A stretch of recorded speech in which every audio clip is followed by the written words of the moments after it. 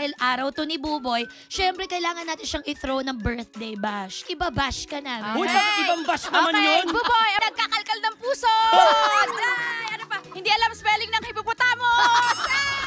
Yung mga bata ba kayo? Paano mga birthday nyo? Yung cake namin dati, Madam Chay, walang halong biro. Yung totong, ibabaliktad lang ng nanay ko, lalagyan niya na lang ng kandila. Tapos galing pata sa patay yun. Lagi akong broken-hearted pag birthday ko. Oh. Oo! Wish ko sana every year magkaka-boyfriend ako. Iba-iba sana. Teka, every year? Uy! Sana. Kaso hindi nangyayari. Kawawa naman yung BFF ko, hindi pa nababaunan ng buhong. Dali-dali manawagan ka. Kailangan, kung sino ka man, kailangan gusto mo si Buboy. Paano kung gusto niya si Buboy tapos nagig sila? Buboy, dahil ikaw na ngayon ang nasa hot Uy, seat. teka, ito pala yung pakaramdam pag nandito, no?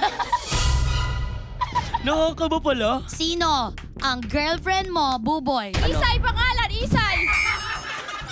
Number one rule ko talaga, bago mo ako mahalin, gusto ko lang sana maintindihan mo yung sitwasyon ko. Meron akong 2 mga anak at kailangan mas mahal mo sila. Kasi sila ang buhay ko.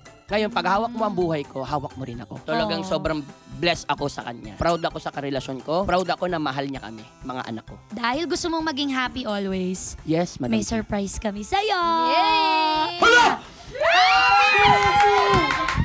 Gago! Happy birthday!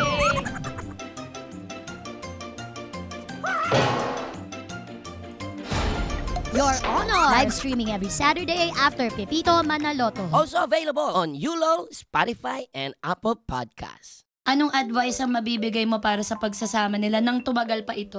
Yung tungkol po advice sa para tumagal, wala po ako masasabi. Kasi sarili ko po hindi po natagal eh. Sabi